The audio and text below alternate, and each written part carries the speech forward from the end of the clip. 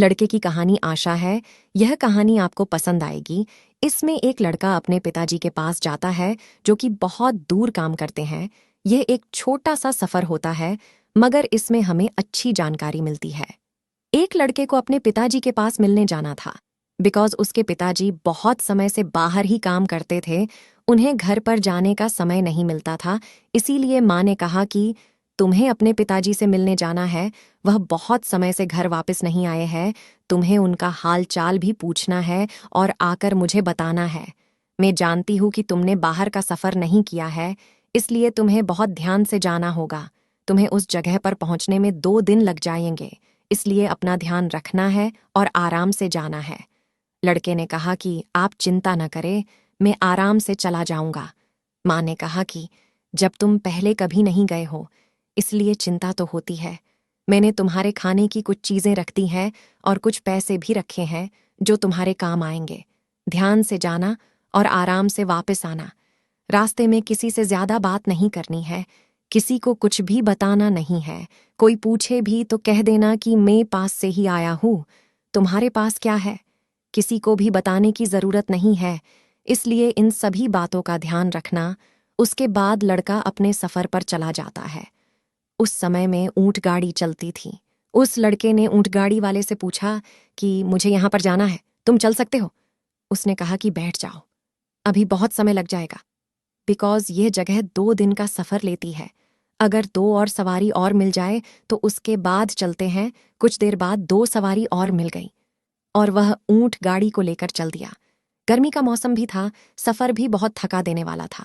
But जब जाना ही है तो इसमें सोचना क्या। चलते चलते रात हो गई थी। सभी लोग थक चुके थे।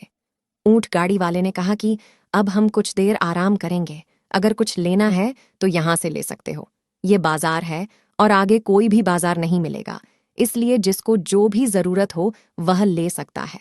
वह लड़का सोचने लग गया था कि जब यहाँ पर कुछ देर तक रुकना है तो मुझे भी कुछ देख लेना चाहिए। वह लड़का बाजार में घूम रहा था।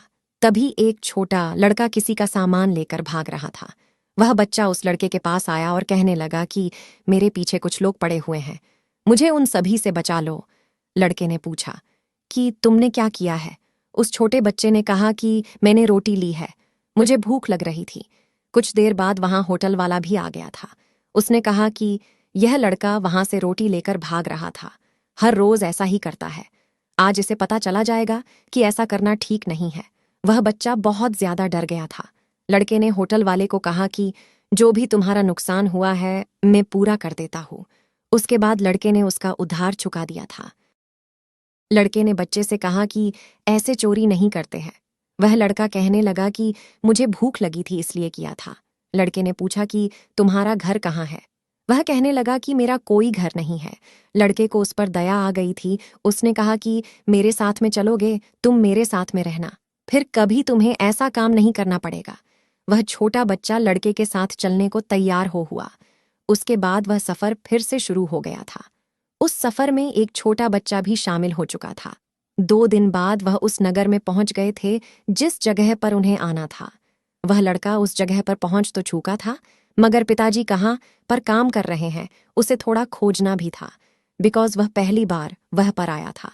थोड़ी देर ढूंढने के बाद उन्हें पिताजी मिल गए थे। अपने लड़के को देखकर वह बहुत खुश हुए थे, लेकिन साथ में ये छोटा बच्चा किसका है ये पूछने लगे।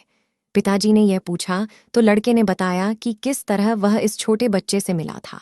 जब पिताजी को यह सब पता चला तो वह बहुत खुश हुए, बिकॉज उनके बेटे ने किसी की मदद की थी। दुनिया में मदद करना बहुत अच्छी बात है।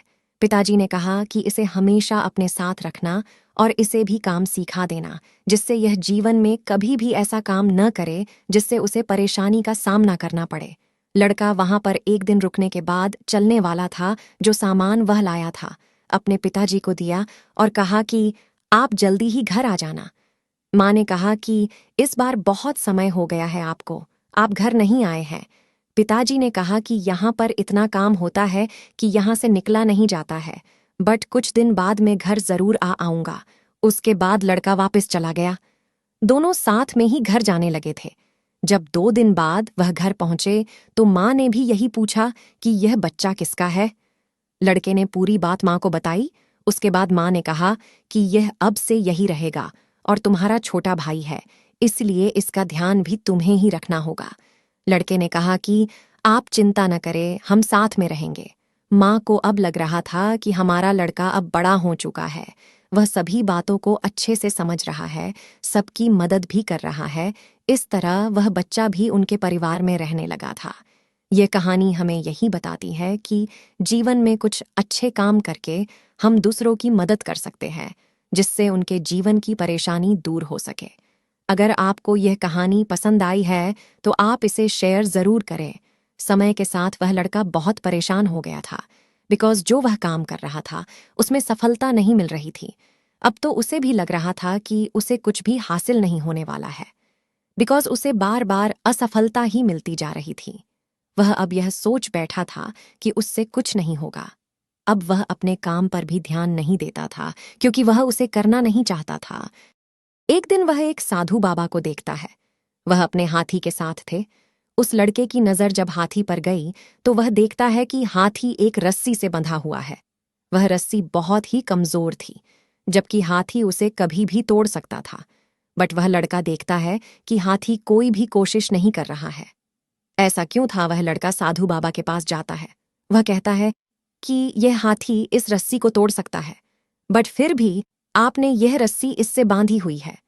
साधु बाबा कहते हैं, जब यह हाथी बहुत छोटा था तभी से यह रस्सी बंधी हुई है। जब हाथी बहुत छोटा था इसने रस्सी को तोड़ने की बहुत कोशिश की थी, बट यह इसे तोड़ नहीं पाया था। शायद यही वजह थी। अब वह कोशिश करना नहीं चाहता है। यह सुनकर लड़के के मन में एक विचार बहुत तेजी से दौड़ गया था। वह समझ गया था कि वह हाथी की तरह बन रहा है। वह भी कोशिश नहीं कर रहा है, जबकि वह अपने काम को कर सकता है। वह साधु बाबा को प्रणाम करता है, बिकॉज उनकी वजह से वह अपने काम को फिर से पूरा कर सकता है। जीवन में ऐसी समस्या आती है, बट हमें धैर्य से काम लेना चाहिए।